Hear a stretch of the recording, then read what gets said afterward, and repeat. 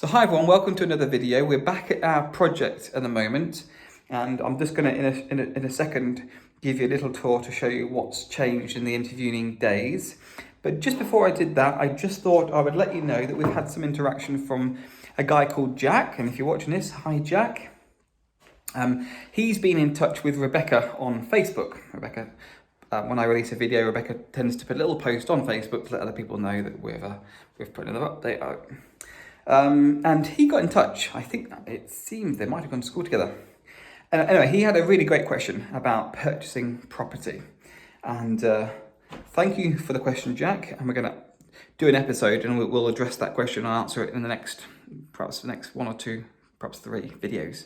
But I just thought I'd share that with everyone because that might be you. You might be sitting watching this video or watch some of the past videos, and you might have questions of your own, and you might think, you know what, I'd love to ask you my question. If you do, then the easiest way is to drop your questions or comments in the comments below each video. I do read those and I get back to every single one. It's not very hard, you see, with it being quite a small channel. Or if you know us, message, website, www.foundedproperty, there's a contact form, you can contact us, but just find a way of getting in touch, don't be shy. We love to hear from you because, of course, although we know how many subscribers in total we have, we only know a handful. We're only told a handful if you've left your settings as public. And also, of course, we don't know who actually watches these videos. That's just not known to us. So when we actually find someone who's watching them and they reach out and get in touch, it's a real pleasure to be able to talk to you, rather than just being a stat on the back end of YouTube. So that's it, really. If you've got questions and you'd like to get in touch, please do. We'd love to hear from you. I'll pause now. I'll flip the camera around and I'll show you what the house looks like at the moment. So here we are. We're on the first floor. We're in the front bedroom. The road is off to your right. And I have now finally taken the curtains down, the curtain pole. I just needed as much lighting as possible. You see the door linings now have gone from this door, and in fact from all of them now. They've all been gone, they've all been taken. And also the only real thing in here, as well as perhaps a bit of skirting having been removed, I have taken the aluminium strips that were, there we are, that were here and just down to the left, and they will be taken to the recycling centre, formerly known as a tip, in due course today. Interesting thing I noticed, I've been doing a little bit of toing and froing from the skip in the last couple of days as I've been removing quite a lot of rubbish. There is a stat on a board just as you enter, and it says 78% of the materials that we receive are recycled, and I thought that's really good. That is brilliant. I know I've said this before, but we do like to, as far as possible, and certainly a principle we share with our children, we like to reduce, reuse, recycle. So it's nice to think that when we get rid of things that we don't need, having not been able to find anyone else that will like them, they are at least recycled. So here we are then. So I think this is the biggest change. You can see the floor has been taken up at the bottom of the stairs. A bit more about that in a moment. But as before in the previous video, let's go to the kitchen. Now I can't remember exactly what it looked like before, but if I'm correct in saying there was a gas cooker there, and so we've had the plumber round and he has disconnected it. I then have also called the local scrap metal merchants, and they have taken a load of scrap metal.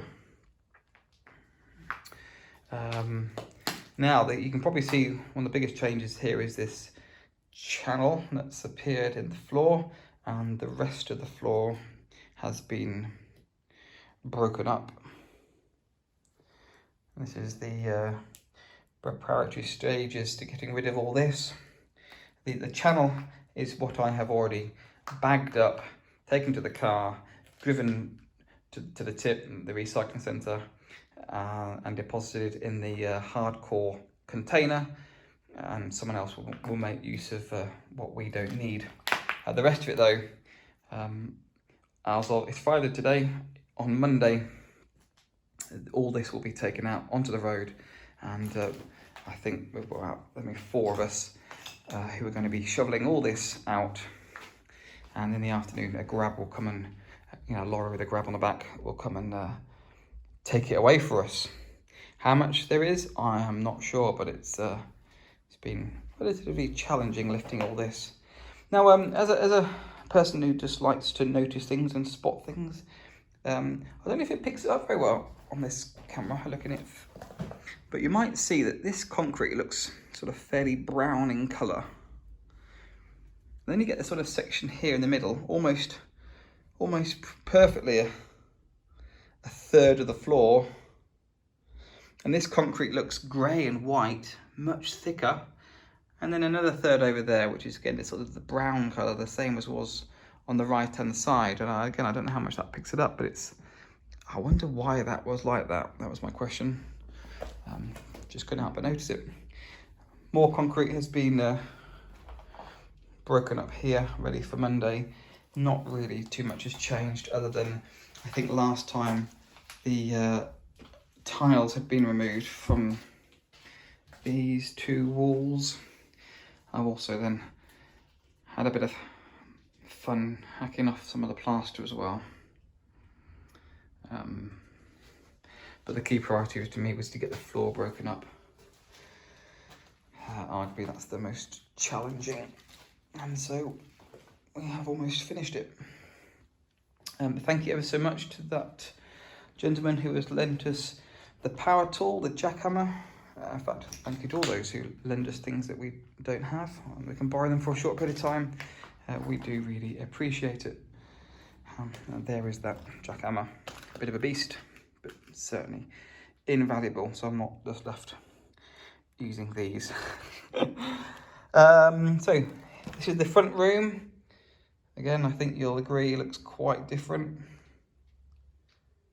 Concrete has been, all this concrete that you can see, or all the gap you can see, I have also taken to the tip, to the recycling centre, and all that remains now is this slither here to the door and a section over here. I'm a bit hesitant to drill this because, as you can see, it's where the electricity comes into the building, and same for the gas. I don't want to drill too close. I'll leave that to the pros. Talking about pros, you can also see the gas fire has been disconnected, and this is now being capped off, and same as the gas supply in the kitchen. For those of you who again might be watching this and thinking about getting involved in property, always use pros, and by that I mean people that are qualified to do so. I'll just take you in and show you the capped off gas. You don't want people playing around with gas that are not gas safe registered, and what we do is, there we are, capped off, as part of our process for employing people to work for us, is we ask them for copies of their certificates, their qualifications, for instance, if they're Part P qualified electricians, and also proof that they are affiliated with a professional body, like if electricians, NIC, EIC, plumbers, if they're going to do work on boilers, make sure they're gas safe, and they should have a 5-digit number which you can check on the website. You don't want people playing with your services in terms of gas, electricity, windows. Make sure the fence are registered. They are not, because you get yourself in a whole world of trouble. And I only say that because on our very first project, we used people that were highly unscrupulous. We didn't even check. And as a result, we had a lot of a huge financial loss, a lot of stress and anxiety too. So now we genuinely check as part of our what is called due diligence. So I think you'd agree quite a lot of this is changed. I just said I would mention the flooring down here. This was a wooden based flooring, and these were the joists that were just on the soil. And on top of the soil, on top of those were these floorboards. Dry rot just disintegrates, and wet rot, which you can you can remold it. So they had to come out. So part of the new flooring would mean that all this will go. and a much more suitable, environmentally friendly flooring will be installed in due course. And talking about things in due course, we hope the building team will start on Monday. Very excited for that. So that's it for this one. I hope you liked that little tour. I hope you agree that you can see things are still moving on, perhaps not as fast as we might have hoped for. But then again, we have to be really grateful that the guys are available and able to start now.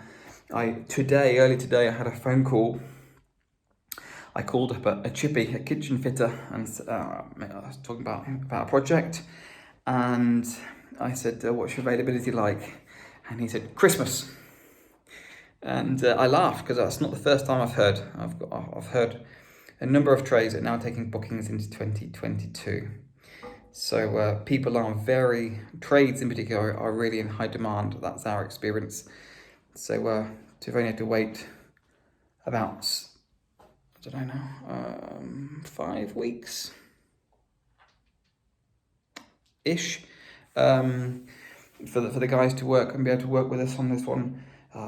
Isn't too bad. We've done the best we can.